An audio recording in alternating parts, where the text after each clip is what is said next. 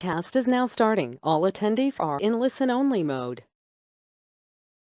The project location is actually the city of Midland. If you notice, the Midland County Freshwater Supply District was acknowledged on the screen prior. So really the actual location, if everyone can see my cursor, is there, the city of Midland somewhere right around this area. So they're in that exceptional drought range is really the reason this project really got kicked off. So jumping ahead a little bit, just in the interest of time, the city of Midland on this screen is over in the very right-hand corner. You'll see Odessa and West Odessa, just to the southwest of the city of Midland. And this is really the very western boundary of the city limits. And the well field that we'll get into a little bit further on some details, the TBar ranch is outlined in these yellow sections here, and the rest of this is landowner parcel and GIS information that was put together by PSC and some of the surrounding communities. But back in the 1960s, the city council actually purchased this TBar well field, this yellowish area here, really with the foresight. It's pretty amazing they had the foresight to think that with groundwater and water, especially overall in West Texas being such a hot commodity and limited resource, it would have been smart to get that tied up at today's value. You know, you're really looking at pennies on the dollar. So it was great foresight by the city council, and really this project couldn't have been done without them. But what I really wanted to show here, I thought this was kind of a cool picture. Really, through the GIS information we've got, this pipeline spider web network is all the oil and gas activity in the area, and really, sadly enough, this was taken back in 2011, 2012. So as you can imagine, the booms hit even further now. So this looks even worse. And to be quite honest, there was actually several layers on this screen of pipeline networks that were taken off just to be able to really see the overall project. What I'm showing here, the original route with pipelines is kind of the original first attempt at looking to get from the TBar well field all the way back to the city of Midland. And I'll show you here in just a second kind of where that morphed into and where we sit today. But I just thought this was a really good example to kind of see the overall complexity of the project. And I don't think I mentioned that it's about a 60-mile stretch from this terminal facility just on the western side of the city of Midland, kind of spanning all the way back to the TBar project, or the TBar well field itself there. So just kind of keep that in mind as we go along. We'll dive more into this specific general region of the wells themselves, but wanted to give everyone an overview of what this pipeline and what this overall project looked like. So moving on a little bit, as you can kind of see, I'll let you kind of soak that in for a little bit. And on the final route selected, the same parameters were set. You can see the TBar well field on the west side and the city of Midland on the east side over there. But backing up a little bit, you can kind of see there's been a big difference in the overall pipeline alignment from more of as a crow flies, as a straight shot to really where we ended up on the final route selected. So you'll kind of notice there's a huge sand dune area in here, and excuse me, with the winds and everything we get in West Texas, those sand dunes can shift up to 10 to 15 feet a day. So as you can imagine, getting a large diameter pipeline buried in that section would have been pretty tough. Also, if you'll notice right here, it'll come into play. We'll talk about it a little bit further, but there's a large escarpment right here on this cap rock. So there's actually a very large rise up this escarpment. In the TBar well field, schematically, we'll see in just a second, it sits about the same elevation as this terminal point on the city of Midland.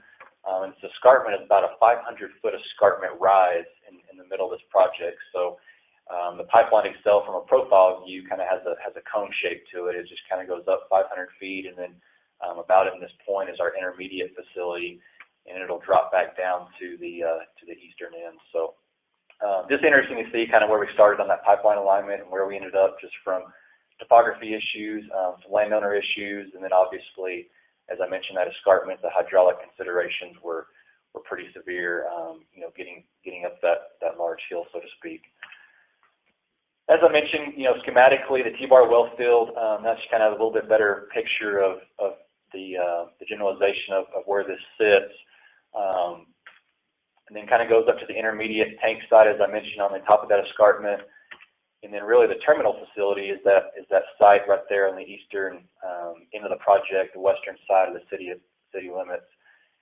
At the TBar well field, you'll see a little tube and a box got set up there. So that's supposed to represent the ground storage tank and pump station facility that were set up after the well field to actually get this water transmitted to the citizens of Midland.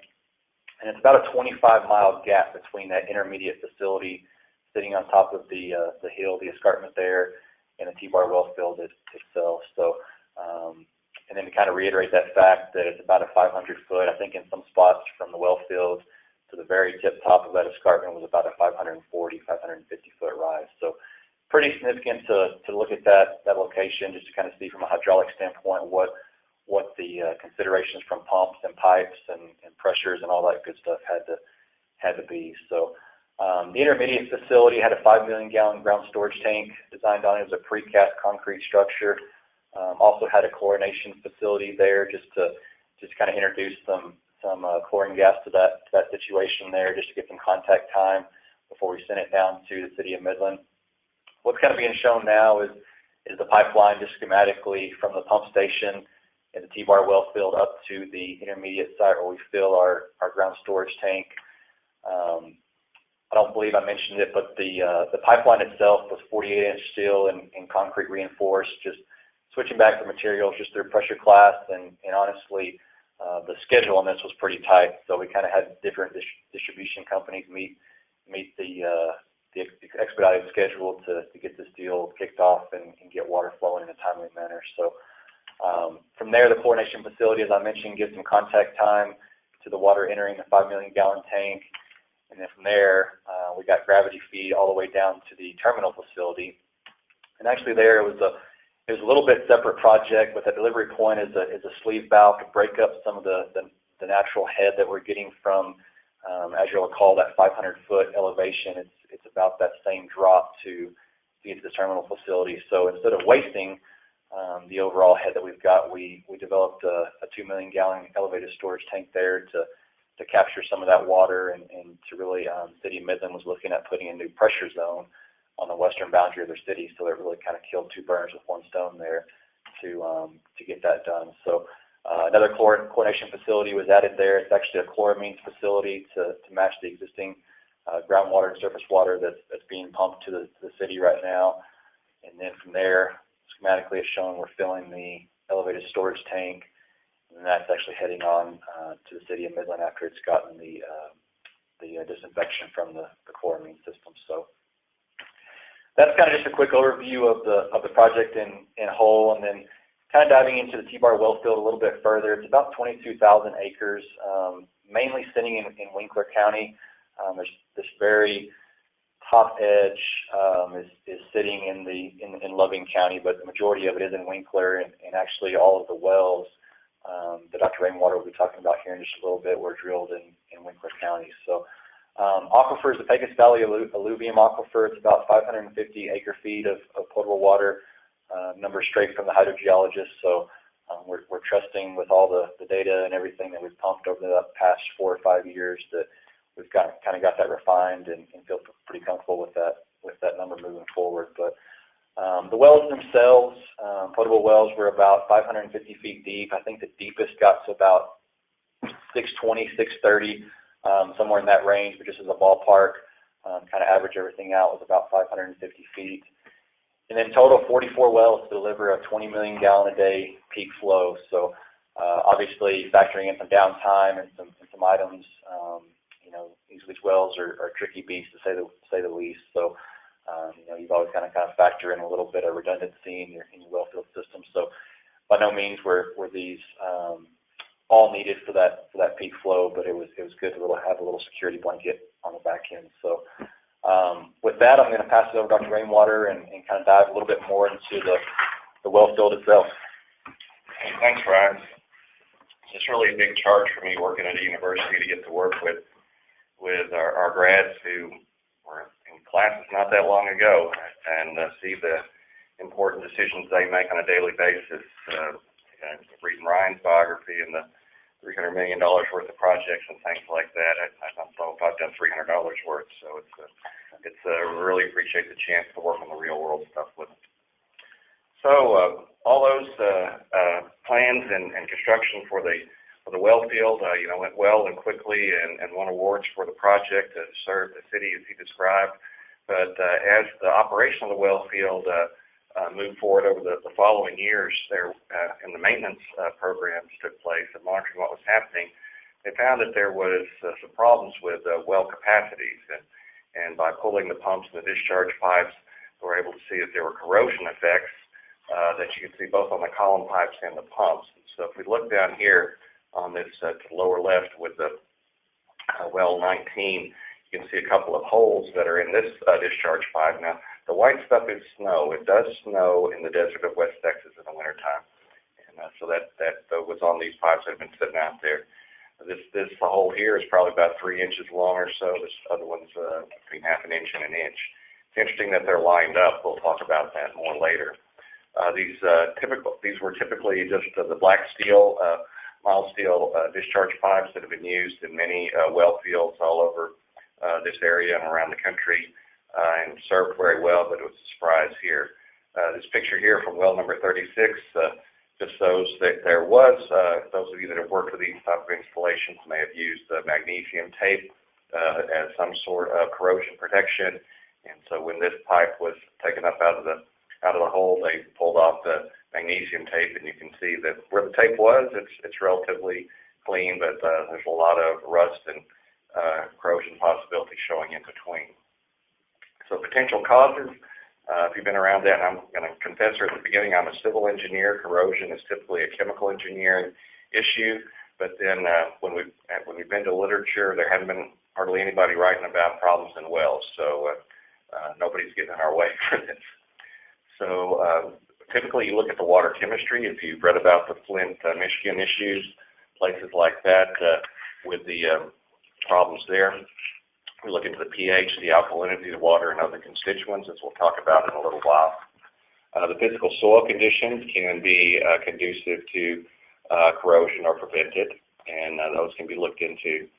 Within the subsurface, the formation itself and the different places where the screens are in terms of the production zone depths may also have some impact.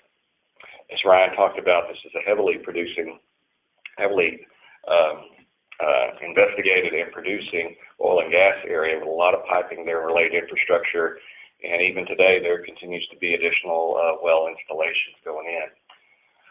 Also, because of that, these wells are spread out over those 22,000 acres that you described, and different wells have different proximities to these different issues.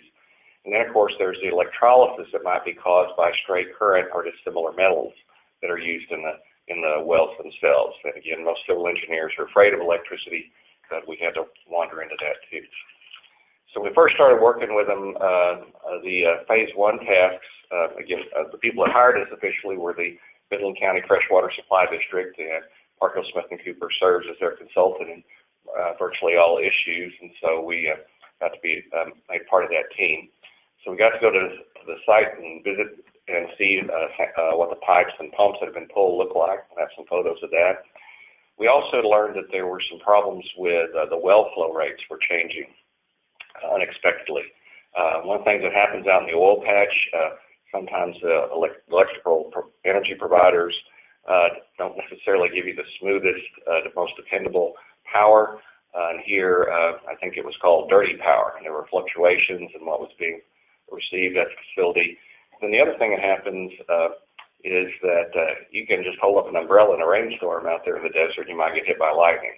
And so that could also cause surges, that could cause the motors to spin up, and cause, if we've got any weaknesses, that can make them worse. When we first started, the first 4 wells they asked us to look at were those 4 listed there, 19, 24, 36, and 59. But eventually we broadened from that, and we were looking in detail at their water quality analyses that PSNC and the district had already collected to see if we could make sense of that corrosivity. That led us to some multi-level water sampling. Had a large water column in these wells, and so we're curious if there were variations in the quality. And then, as you'll see later, we moved on from chemistry to biology, and did some preliminary microbiological sampling based on what we saw. So this is a typical situation we see. This is here is at well 44, and we got to see that, I guess that would have been in the spring of 2017. And so what we have laid out here, this is the discharge pipe that's been removed. Here's the wellhead right here, and here's the piping and the flow meters, stuff like that, heading toward the booster station. And over here we have the control boxes and all that stuff there. And then we have the little dog that belonged to the guy who ran the place at that time, who's apparently a really good snake killer. So he might be one of those pretty little lap dogs, but he can defend himself and enjoyed a diverse diet. The discharge pipes are kind of laid out here with the ones on the right are the ones that are the shallowest, closest to the wellhead, and then we get deeper as we go toward the left. The ones on the left that were above the water tables look pretty much like they would have coming off the truck. Just pretty much the black pipe, that's what it looks like. As we get lower below the water table, then we start to see the effects of rust and the buildup there, and we start to see the yellowish and orange colors. Then when we get down to where the screened intervals are, it actually looks like a dried mud type buildup that had taken place, and that's where we start to see most of, the holes. This is just a close-up of one of the samples we got chopped off a pipe and took back to Lubbock, and we were curious if the corrosion was just happening from the outside or from the inside or both. And this sample here, this hole's about a half an inch in diameter, not an impressive one out there, but it's still one. And we can see that the corrosion is taking place both inside and outside. The melted metal here is just caused by the cutting of the pipe, and so that's not how it looked when it was in the well. But we just could tell that the corrosion issues, the rust buildup, was happening both on the inside and the outside of the pipe. Okay, if you've been around the wells that we typically have vertical turbine pumps, which means we have multiple volute cases, or bowls as we call them. And inside these volute cases, you have the impellers that spin on the shaft and the motors down below them. And that's a typical situation. Here, this is still the cable that was connected to, connects the motor up to the surface for the power source. And what's supposed to happen when these things come out of the shop, the connections of the flanges that we have are supposed to be nice and smooth, closer to this one you see down here. But and you wouldn't even be able to see the bolts and nuts hardly. But what you see up here is that the corrosion has made it look like it's smiling at you. It almost looks like it has teeth. And so under the pressure of the pump running, that flow gets pushed out, and you get a pretty ugly net effect. The corrosion is taking place and the flow going by, really eating away at the metal. It also happens inside of the volute case as well. So that's a pump from well number 46. Okay. So with those issues about the flow rate, we reviewed, they had hard copy flow records for 27 wells. We didn't really have the real-time data because people have to decide to store that. A lot of things are being generated, and the problem wasn't anticipated, but there were, as normal reporting, hard copies of the well flow rates were given. And again, we had those possible power surge issues I talked about with lightning or the grid. And when we inspected the data, we saw that there were a lot of flow changes. The target flow rates for these wells was around, I believe it's right, about 500 gallons a minute, Brian. And so the wells that run like they're supposed to are typically about that, plus or minus 10%. But we saw that a number of wells, there were 6 of them that were very unstable, and they would run from 200 gallons a minute up to 800 or 1,000 gallons a minute, which could be associated with the motor speed. And then we had some other wells that were mostly stable, stayed close to the 500 gallons a minute, but they had some high flow spikes of 800 to 1,000 gallons a minute, and that was another 7 of them. So there were some variations in those flow rates being seen around, and they were already trying to get on top of this. To really time what was the effect of the power spikes and the lightning, you'd have to know when the lightning and the power spikes took place, which would require some additional instrumentation out there. But in anticipation of this issue, and in response to this issue, the district went ahead and added some large capacitors for the incoming power that comes to the booster station, and then is distributed to the wells. And then they put in a lightning protection at pretty much all the well sites. And that problem, I believe, is now been minimized. But when we first started, it was still pretty scary.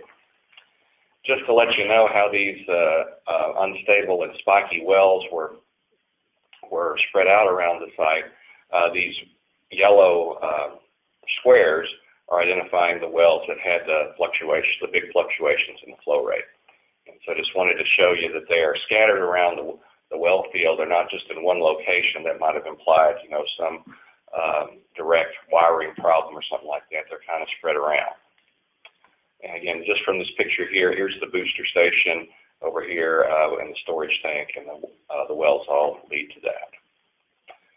Okay, so we were asked to look at the water quality. We're going to start off with 4 wells, 19, 24, 36, and 59.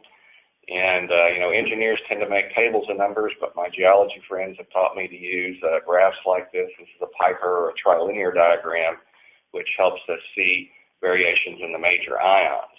And so, for example, this triangle down here on the left, if you're not familiar with this, it has tells us about the calcium on this scale, 0 to 100%, magnesium on this scale, 0 to 100%, and sodium plus potassium, 0 to 100%. All these considerations are in terms of milliequivalents per liter, not parts per million, but relative to their charge. The other triangle over here shows on the bottom axis, this is chloride from 0 to 100%. This is sulfate from 0 to 100%. And then this is carbonate and bicarbonate from 0 to 100%. Usually bicarbonate by far dominates that for most of the pHs we see. And in terms of we have different symbols for the different wells, and the sizes of the symbols are intended to show the TDS level. So the TDS range from about 600 parts per million to 3 times that, about 1,800 parts per million across these 4 wells. And the main thing we just want to mention is that we have varying water qualities among the wells. Essentially, as your TDS goes up, your sodium and chloride concentrations tend to go up in general. That's what we're used to in terms of hydrogeology. But also on this site, we had sulfate was hanging in there too. And so there was changes in both of those as the water gets higher level of the dissolved solids. One of the things when they would take samples of the water and then take it to the laboratory there at the booster station and put a pH meter in it, or if they would send the sample to the lab, you know, and have the analysis done with additional, you know, at the remote lab, not the remote lab, at a fixed lab, not the site itself. The pH there was like 7.5 or less, getting close to neutral. But if you're around this stuff, you know, you need to measure that in the field, and the pH typically was 8 or above in the field, which is a more highly buffered situation typically.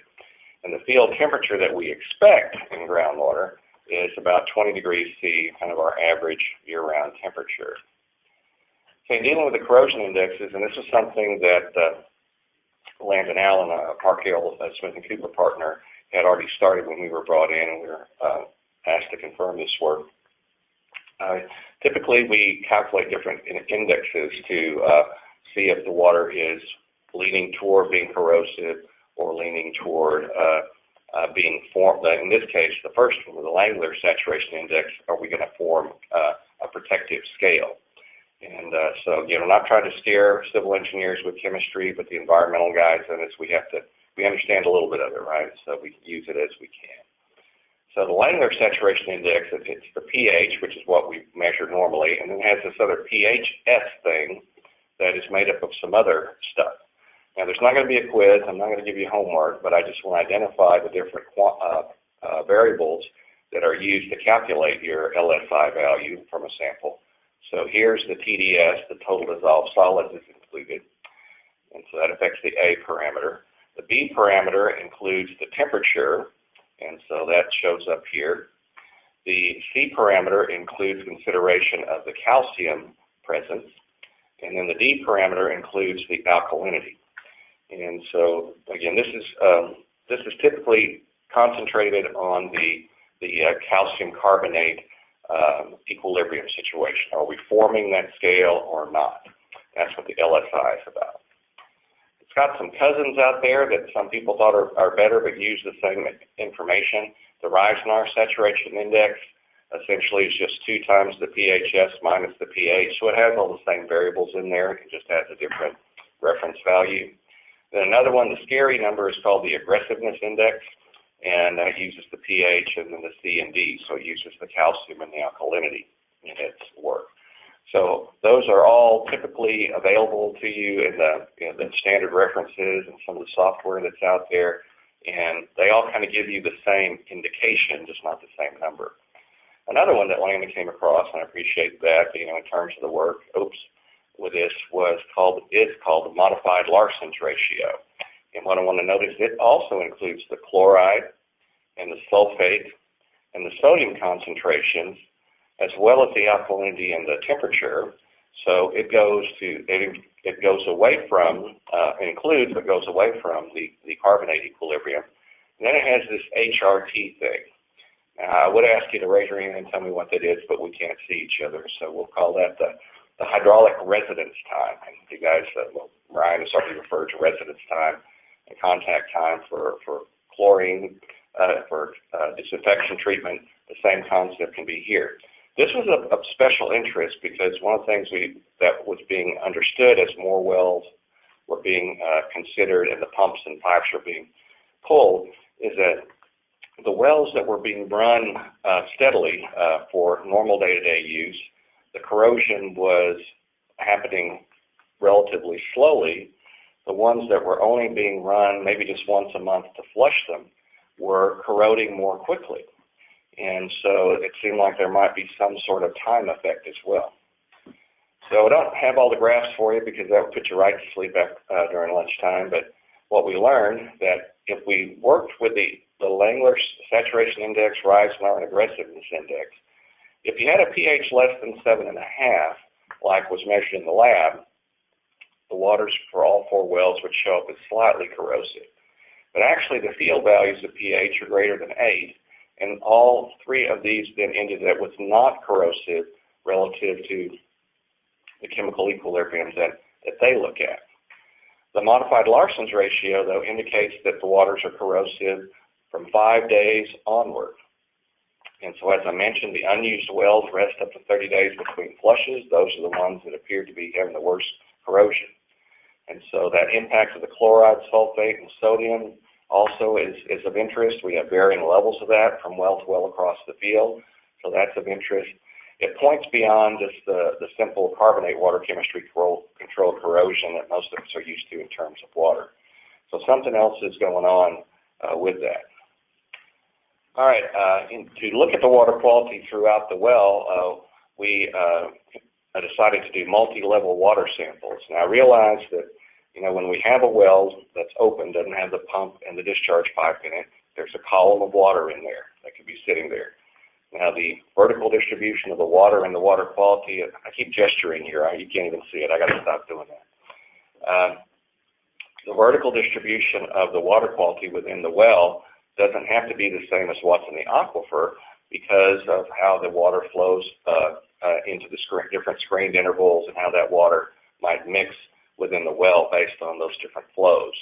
So it's not the same, but it's just something we can get to. We can't sample the aquifer itself, we have to use the well. It gives us a possible impact of water quality changes, at different depths in the well. We'd noticed that the corrosion looked worse in the screened intervals than it did in other, and exposed to the casing above the water table, below the water table, but above the screen, and so we're interested in that.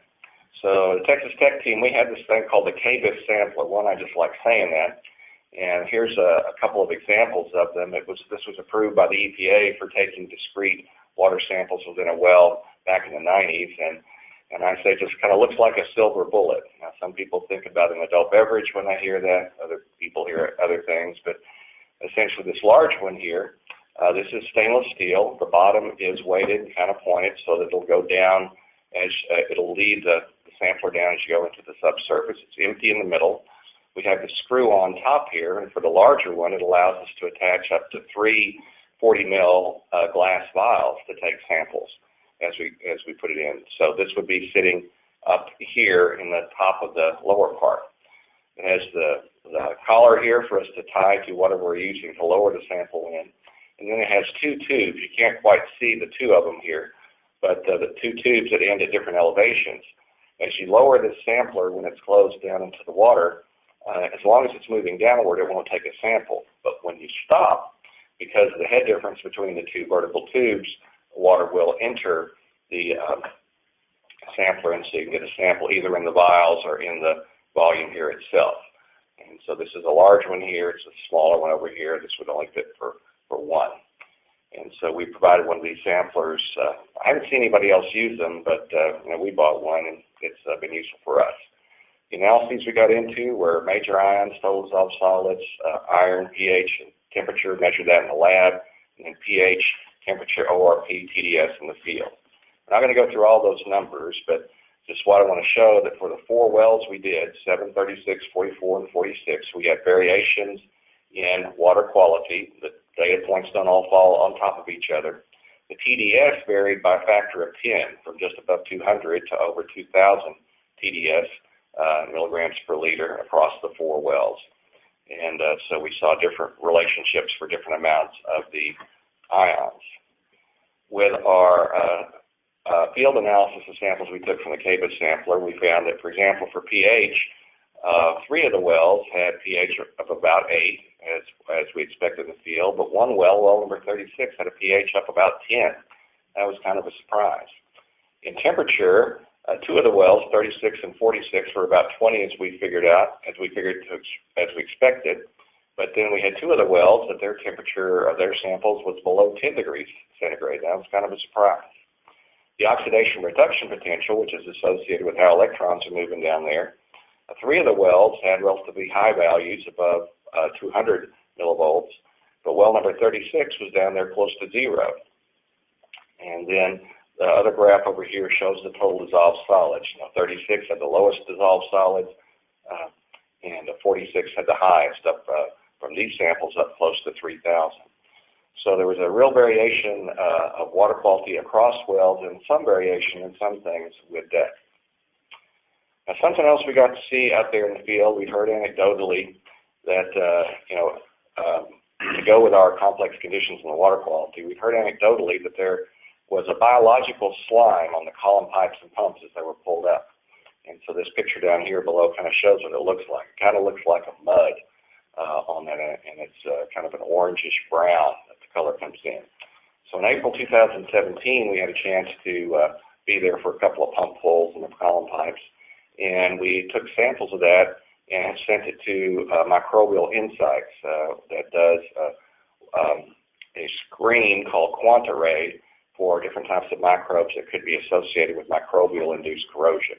This isn't constitute an endorsement, but it's a company we work with in our research, and if you've got enough money, they can look at stuff. Now, this is looking at what was going on at well number 33 when that was being pulled. So if you'll see this column pipe here, using the rope to help deal with unscrewing one section from the other, but you see it just looks like it's covered with mud. You can't see the black pipe at all. When this guy started the day, his shirt was red and white. Now, he didn't have a blue shirt with his name on it because I think it was his first day or his first week, but he was pretty much completely brown by the end of these pulls, getting that stuff all over him. So that's the column pipe. What do you think this is over here? Well, since it's not the column pipe, this has to be the pump, the bowls here. And you see these big holes, parts are missing. Now it's impacted some by, what happened down as the pump was turned off and on, the motor was turned off and on, and then perhaps it might have been made worse as it was being pulled. But it's in sad shape. You can also see a whole lot of this rusty mud down here along the bottom. So it's pretty nasty stuff. So we sent this off to be analyzed. What we saw from these fresh samples as they were analyzed is that we had an array of ubiquitous microorganisms. And so after I looked up ubiquitous, I learned that meant these are the kind of things that can be found everywhere. But they don't always do the same thing. No part of the world is really sterile except maybe a special part of the hospital, I guess. But there are microorganisms everywhere, and if they find what they want, then the population shifts in their order. A Okay, most of the microorganisms that we saw were anaerobic. The ones that were dominant were sulfate reducers. And so here's a picture of some sulfate reducers. I don't know if you recognize them from last time we saw them. This just to prove that they really do exist, even though they're too small for us to see with our eyes. And there also was a consistent appearance of iron reducers at elevated concentrations. Now, reducers, when we see rust, we tend to think about oxidation, that the metals are being oxidized, and rust can cause some protection for the metals. But the reducers can take the metal back to the condition that would take it away from its solid state. There are also some metal oxidizers and nitrogen cyclers present inconsistently, at least in these samples. The corrosion must be largely driven by the sulfate reducers, then it's enhanced by the iron reducers. And it was, we did not expect to see high concentration of the iron reducers. That's why you take the samples. So in December of 27, for Christmas, we got to do another round of samples. This is at well number 60. And one of the things you'll notice here is we have the column pipes laid out, and now we have our painted. And so what had happened is that the district had replaced some of the column pipes, including the ones at well number 60, with epoxy-coated pipe. So above the water table, they still had the black steel, and then below the water table, they had the epoxy-coated pipe. It's epoxy-coated on the outside. And you'll notice that the epoxy-coated pipe, well, you'll have to trust me on this, but that's the color the pipe was before. And so it did pretty well after several months of exposure. Just to look at the pictures, one of the things that I didn't show you a picture of before, but in the corroding pipes, one of the things that would happen is that the threads would start to disappear and dissolve at the connections, and that was not happening at the joint connections with this in this situation. Still, though, this we did notice when the pump was pulled up. This is the connection between, this is a flange on the pump, and you'll see that it's got corrosion. It was not epoxy coated, the motor down here was, but it's, there's still some corrosion that happened even in just the several months that this was exposed. Another thing that was interesting, if you've ever been around epoxy coated pipe, it comes from the shop, from the vendor, nice and smooth and everything's fine, but if you're going to ship it on trucks and put it out in a real field application, it's going to get scratched once in a while. And so they, you are provided epoxy kits where you can essentially paint a scratch and fix that. And so one of the things we noticed is that on some of, if not all, the patches that we saw in these epoxy pipes, there were little, I'm trying to remember the word, I said the word right, tubercles, little bumps of corrosion that were starting right there just from those, where those patches had been painted. And again, this epoxy-coated pipe with just a small amount of damage would still live a lot longer than the carbon steel pipe by itself would have. So this was a move in the right direction, but it is interesting to see that the criminals are still down there. So when we did another round of analyses, the sulfate reducers were present on all the surfaces regardless of the presence of the epoxy. So they're still there and moving around within the well itself, and they're available to do their job. They were highest, of course, where we did find some corrosion. The presence of the iron reducers was still there, along with the sulfate reducers, consistent with what we saw before. And then all the nitrogen cyclers, the iron and sulfur oxidizers were at moderate concentrations. There were more nitrogen cyclers present in the first round, which was inconsistent with the previous sampling again. But we did confirm the corrosion was driven by the sulfate reducers and enhanced by the iron reducers. All right, so my last slide coming up is our conclusions today. First, what we learned is that the water chemistry alone does not explain the corrosion. Second, the spikes in the well flow rates could have made the problems with the leaks worse, but they were not the only problem that was going on. And that seems to be taken care of with the electrical updates. The corrosion was worse in wells that were run less often, and microbially induced corrosion is the most likely concern. And so our potential solutions that we're looking at now, has already been put in place by the district, the epoxy-coated discharge pipes and pumps seem to be very helpful, and so that is being used currently. Also, alternative discharge pipe materials are being looked at, including one called the bore line flexible pipe. Looks like a big blue fire hose is being used, has been put in this past spring. We're talking about using shielded power cables to the pump motors to try to have less presence of electrical electrons out in the water to encourage the microbial processes. And we're doing tests in the laboratory with different types of biocides that might be used to get rid of what we have down in the water. Another thing, of course, that is available to them that they have been doing is updating their operation and flushing schedules, trying to make sure that they leave less time for the microbial-induced corrosion to take place in stagnant water.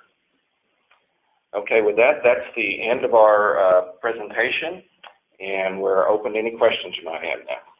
Ryan will be happy to answer. Thank you for listening to us today. All right. Let's see. Got a couple of questions. Just trying to understand the timeline. So what was the time from design to construction or operation, and then to the identification of the corrosion problem? This is Ryan. I'll kind of jump on that. You know, really, it was a fast track process, and kind of going back to my bio, which I'm sure no one recalls with all the information that we kind of talked about, but it was a design and build project, and what that means, it really kind of brings a contractor on board a little bit earlier in the ball game than what would typically be seen. There's not really time to do the design, do the procurement process, and then kind of get that contractor at the end. So it was more of a joint venture type project with the contractor to kind of start working on this, but really amazingly, and as we kind of talked about earlier, this overall project from just the well fill, which we really kind of focused on today, but pump stations and tanks and pipe and roadways and overhead electrical and just all the intricacies that go into that. All that was actually from conceptual, getting the go ahead from the Midland County Freshwater Supply District all the way to water flowing was about an 11.5-month process. So really when you think about it, it's pretty amazing to think that 44 wells, if you'll recall, about 58, 60 miles of 48-inch pipe, that gets into land procurement.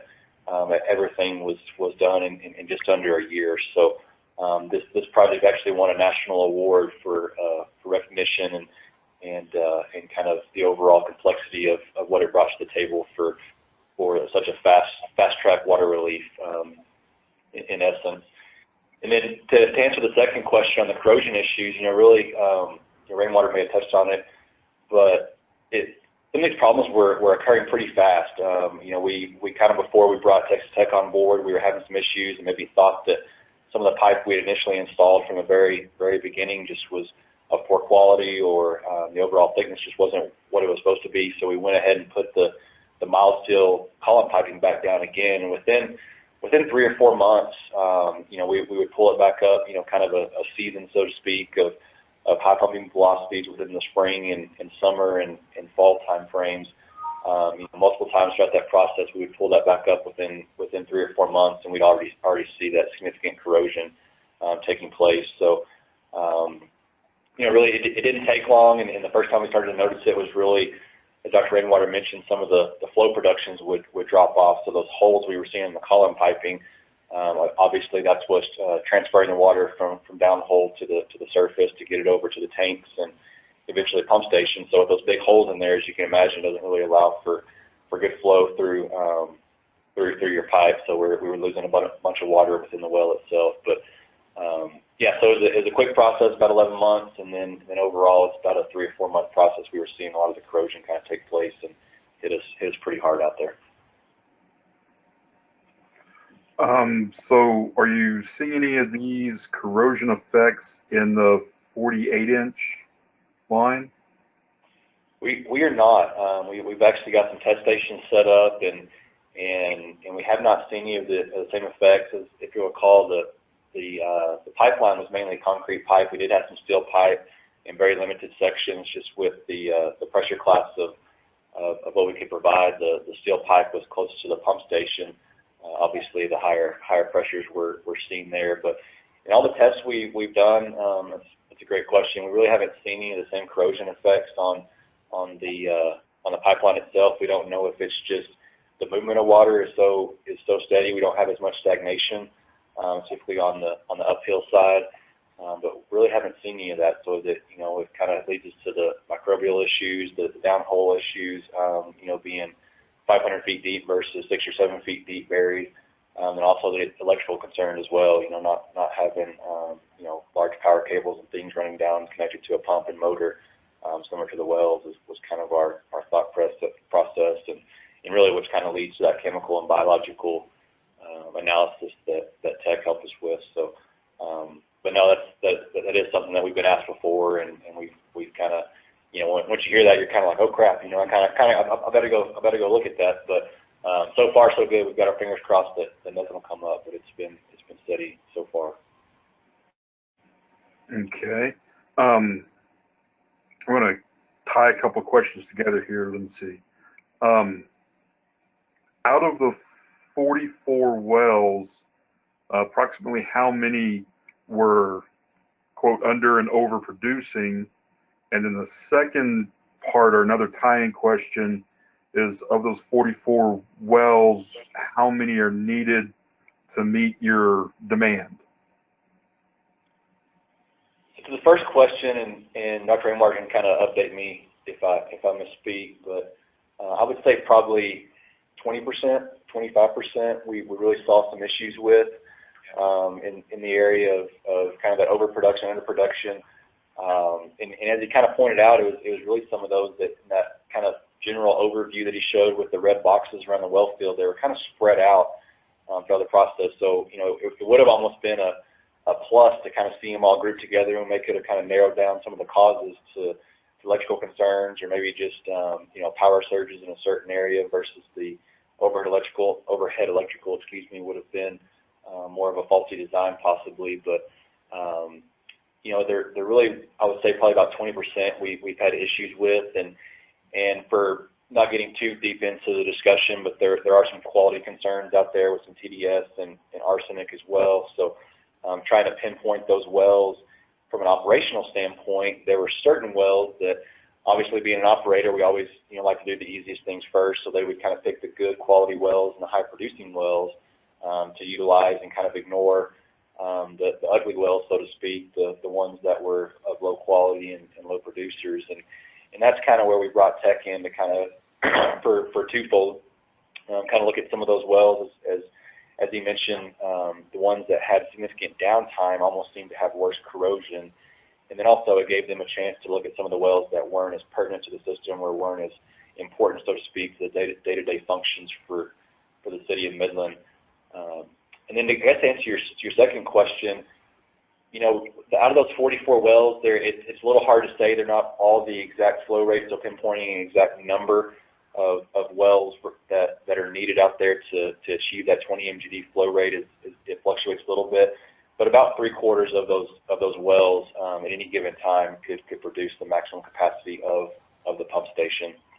And just a little bit of tidbit, that 48-inch line was actually designed for a peak flow of 38 million gallons a day, just the anticipation that, you know, 10, 15, 20, however long down the road that the city wanted to expand this well field and kind of add on to its overall capacity. Obviously, new wells, new pump stations, new ground storage facilities would need to be added, but the one thing that's hard to add is the pipeline itself. So it was actually designed for about a 38 million gallon a day capacity, with the potential for adding on all the other infrastructure to go in there. So. Okay. Let me see if I can get this one.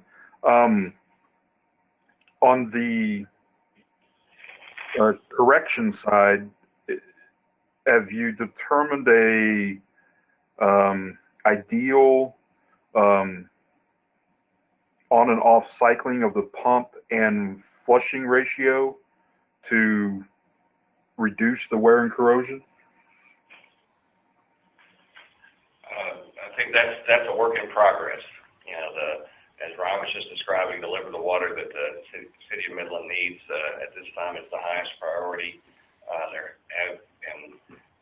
So that is still an ongoing connection. There's been some turnover with the operational staff out there, and they're working on that possibility. of follow up on that as well. It's a little bit tough, as you just mentioned. The number one priority is to get this water to the city, so you've kind of got some limitations of what you can do out there, and it's not just kind of at your disposal to go out there and just kind of play around and kind of tweak some things. But the operational, from an electrical standpoint, trying to be as efficient as we can with the overall electrical consumption is obviously a huge operational expense out there, running this this many wells and such a large booster pump station.